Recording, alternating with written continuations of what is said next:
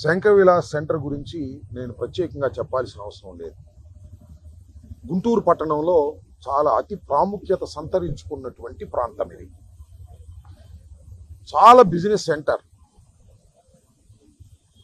ఈ సెంటర్ ఒక్కరోజు అభివృద్ధి చెందింది కాదు, దినదిన ప్రవర్ధమానంగా అభివృద్ధి చెందింది. 1958లో ఇక్కడ బ్రిడ్జ్ చేశారు. అప్పుడు దాకా ఈ బ్రిడ్జ్ లేదు. ఒక మంచి బ్రిడ్జిని ఈ స్థానంలో కట్టాలి అని ఆలోచన చేశారు. ఆ రోజున ఉన్నటువంటి తెలుగుదేశం పార్టీ వారే. 2014-19లో వారు అధికారంలో ఉన్నప్పుడు ఇప్పుడు స్పీకర్గా ఉన్నటువంటి చింతకాయల అయ్యన్న పాత్రుడు గారు R&B మినిస్టర్గా ఉన్నారు.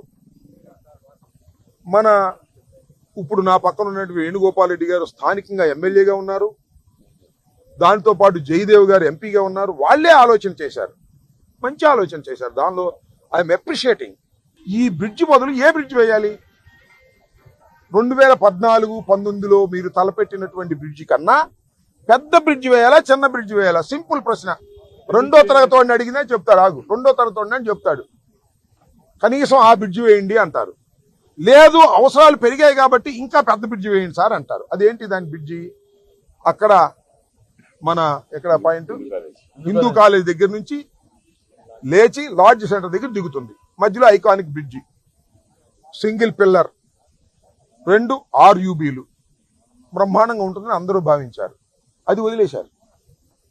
పెమ్మసాని చంద్రశేఖర్ గారు ఎందుకంటే కాస్త చదువుకున్నవాడు, మేధావి కదా, మరి మేధావనాలో మరి ఏమనాలో నాకు తెలియదు.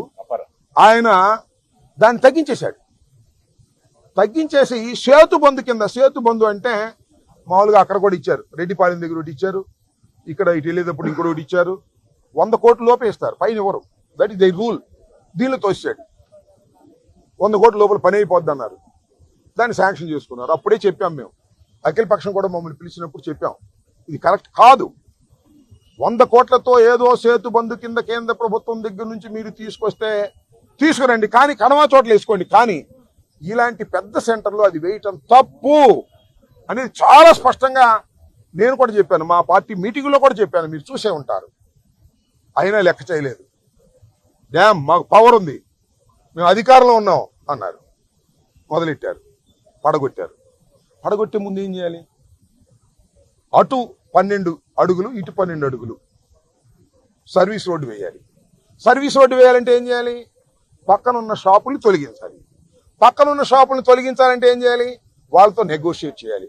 కలారిపాటికి వెళ్ళి రౌడీలాగా తొలగించేస్తారా? బెదిరిచేస్తారా? వాళ్ళు నెగోషియేట్ చేయాలి, వాళ్ళ ఫెయిర్ కాంపెన్సేషన్ ఇవ్వాలి, అంతేగా సెటిల్మెంట్ చేయాలి, రీసెటిల్మెంట్ చేయాలి.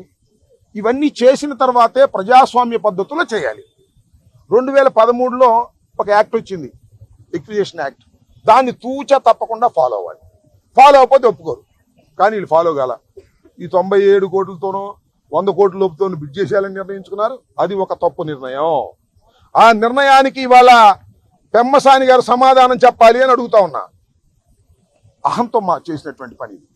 మేము ఏ బాండ్స్ ఇస్తాం, మీరు తోచేయండి అంటే బాండ్స్ ఇస్తే తోసేస్తారా? నువ్వు యాక్ట్ ఉంది కదా, నువ్వు చట్ట ప్రకారం వెళ్ళాలి కదా. నువ్వేమో చట్ట ప్రకారం వెళ్ళవు, నువ్వు పవర్ ఉంది కాబట్టి రౌడీవా. వీళ్ళేమో పాపం చిన్న చిన్న వాళ్ళు, వాళ్ళకి పవర్ లేదు కాబట్టి వాళ్ళని నెట్టేస్తావా? రైల్వే మీద బ్రిడ్జ్ అటాక్ ఉంది, ఏని పడగొట్టేశారు. ట్రాక్ మీద పడగొట్టడానికి వీలు లేదు. పడగొట్టాలంటే కేంద్ర ప్రభుత్వం రైల్వే శాఖ పర్మిషన్ ఇవ్వాలి. ఆ పర్మిషన్ చూసుకుందాంలే అని ఇది పడగొట్టేశారు. అయ్యో స్వామి చెప్పినట్టుగా ఉన్న బ్రిడ్జి పోయింది, మళ్ళీ ఇప్పుడు అయితే బ్రిడ్జి అర్థం కాని పరిస్థితి. వీళ్ళ కాంపన్సేషన్ పరిస్థితి ఇది.